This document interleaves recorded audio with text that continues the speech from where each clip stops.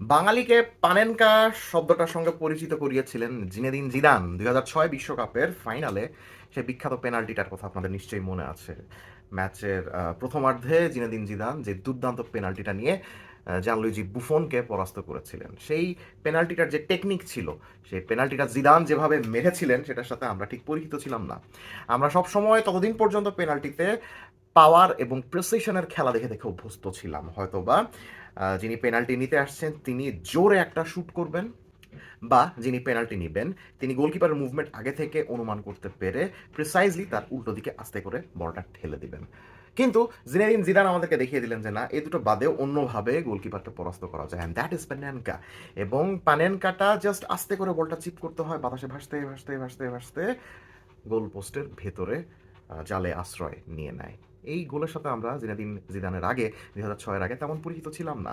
আমরা আস্তে আস্তে শিখেছি যে না, এভাবেও পেনাল্টি মারা যেতে পারে। এবং ওই রকম প্রেশার সিচুয়েশন, ওইরকম ক্রাঞ্চ সিচুয়েশনে, ওই রকম মহাগুরুত্বপূর্ণ মোমেন্টে মাথা ঠান্ডা রেখে ওইরকম শট নেওয়াটা অনেক বড় কলিজা লাগে, অনেক সাহস লাগে, অনেক মাথা ঠান্ডা রাখতে হয়, অনেক প্রেসাইজ থাকতে হয়। জিনেদিন জিদান আমাদেরকে দেখিয়েছিলেন যে তার মাথা কত ঠান্ডা এবং তিনি তার কলিজা কত বড়। আজকে আরেকজন আমাদেরকে এই জিনিসটা দেখালেন। তিনি বাংলাদেশের খেলোয়াড়। এটা বলতেও গায়ে কাটা দিচ্ছে যে বাংলাদেশের কোনো একটা খেলোয়াড়ের মধ্যে আমরা এরকম দাপট দেখব, কলিজা দেখব, এমন সাহস দেখব, কখনো এক্সপেক্ট করিনি ফুটবলে।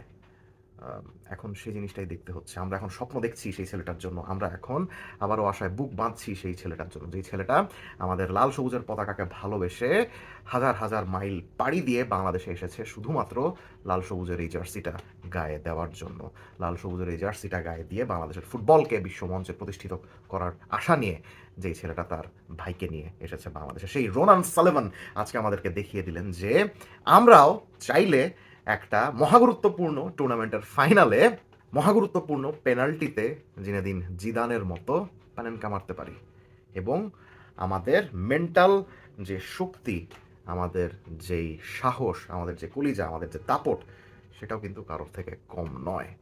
রোনান সালেভানের এই সাহসটাই আমাদের গোটা একাদশে যেন ট্রান্সমিট হয়েছিল, গোটা দলে যেন ট্রান্সমিট হয়েছিল। আজকে কি দুর্দান্ত খেলেছে Bangladesh. Bangladesh was more decisive in terms of their actions. They were more clear about what they want to do with the ball and what they don't want to do with the ball. And Ronan Sullivan, as usual, awesome ছিলেন। ম্যাচের একদম শেষ মুহূর্তে ভাইয়ের বাড়ানো একটা বল থেকে উনি গোলের সুযোগ পেয়েছিলেন, করতে পারেননি।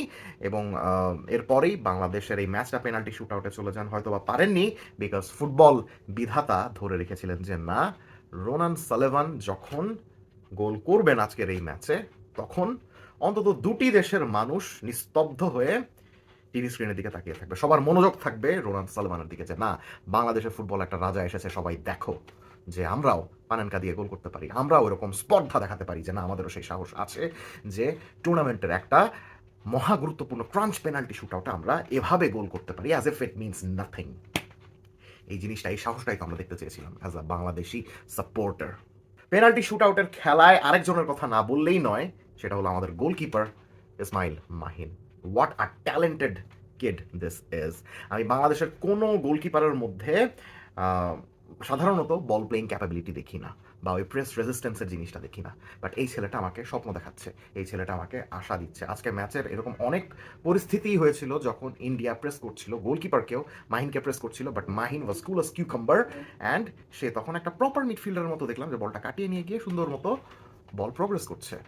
এইসব জিনিসপত্রগুলো আমরা বাংলাদেশের ফুটবলে দেখে দেখে অভ্যস্ত না। আমরা আমাদেরও যে একটা বল প্লেইং গোলকিপার থাকতে পারে এবং তারও যে মাথা এরকম সুন্দর মতো ঠান্ডা থাকতে পারে, এগুলো আমরা দেখে দেখে অভ্যস্ত না। আমরা গোলকিপারের ভুল দেখে অভ্যস্ত, আমরা গোলকিপার উল্টা দিকে ঝাঁপ দিচ্ছে সেটা দেখে অভ্যস্ত, গোলকিপারের ঠিক মতো রিফ্লেক্স হচ্ছে না আমরা সেটা দেখে অভ্যস্ত, গোলকিপার ভুল করছেন, ভুল একটা পাস দিচ্ছেন, সেই পাস থেকে আমরা গোল খাচ্ছি, এগুলো দেখে দেখে আমরা অভ্যস্ত।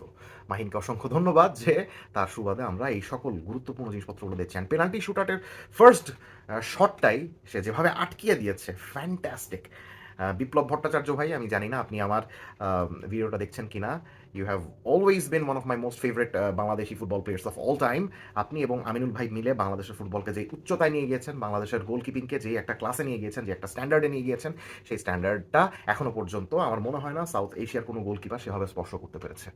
সো আপনি আবারও বাংলাদেশের বয়সভিত্তিক দলের দায়িত্বে এসেছেন গোলকিপার কোচ হিসাবে, এবং আপনি যেভাবে মাহিনকে গড়ে তুলছেন, আমি বাংলাদেশের জাতির পক্ষ থেকে আপনাকে একটা থ্যাঙ্কস দিতে চাই যে মাহিনের ওই শর্ট স্টপিং, মাহিনের ওই পেনাল্টি স্টপিং, মাহিনের ওই বল রেজিস্ট্যান্স, অ্যান্ড ও যেভাবে বল কাটিয়ে সুন্দর মতো মানে প্রেশার অ্যাভয়েড করে বলকে বাড়িয়ে দিচ্ছিল এবং প্রিসাইজলি যেভাবে লং বলগুলো পাঠাচ্ছিল, ওর খেলার স্টাইলের মধ্যে কিন্তু আমরা, আপনি এবং আমিনুল ভাই দুইজনেরই ছাপ দেখেছি।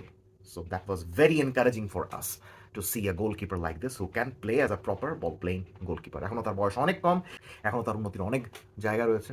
সো আশা করবো সে যেসব পজিটিভ সাইন্স আমাদেরকে এই বয়সে দেখাচ্ছে, সেই সকল পজিটিভিটি সে তার বাকি ক্যারিয়ারেও কন্টিনিউ করবে। And Ronan Sullivan, my lad, you have changed our lives. Thank you for choosing Bangladesh. Thank you for coming to our country and at least starting the process to save our football like your elder compatriot Hamza Chaudhry.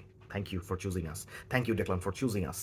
Bangladesh অনূর্ধ্ব 20 সাফ চ্যাম্পিয়নশিপের champion আজকে ইন্ডিয়াকে হারিয়ে। Comment সেকশনে জানিয়ে দিবেন match দেখে আপনার কেমন লাগলো। Let's have a discussion.